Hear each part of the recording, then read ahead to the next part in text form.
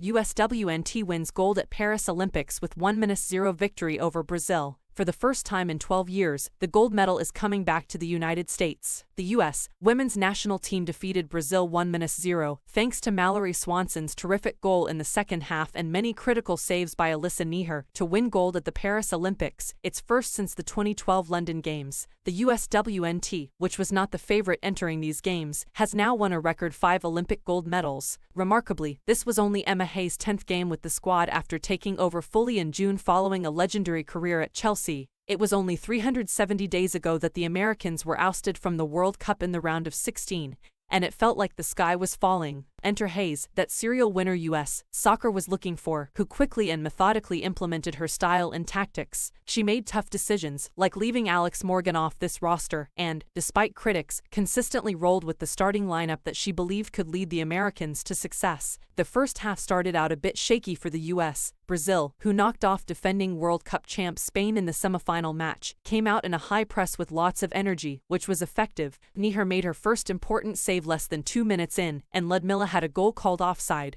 The USWNT's front three, the self-proclaimed triple espresso, didn't have a clear chance to score. The broadcast and social media were calling for substitutes at halftime, as has been the case over the course of this tournament.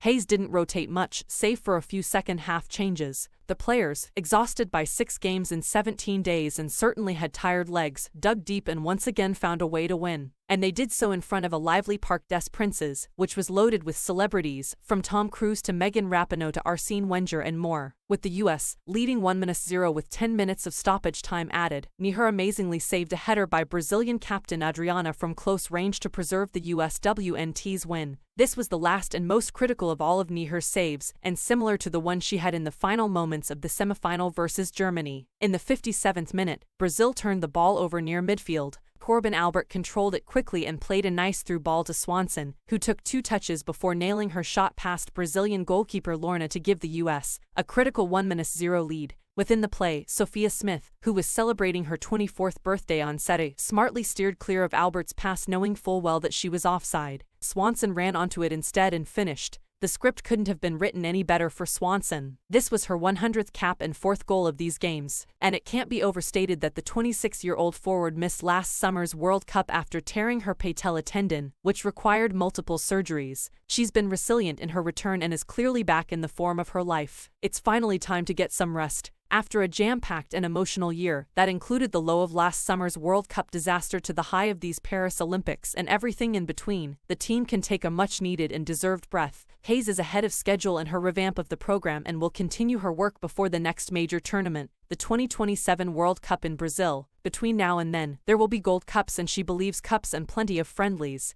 The USWNT has 4 scheduled this fall, including matchups against Iceland, Argentina and then versus England at Wembley Stadium in London on Nov. 30.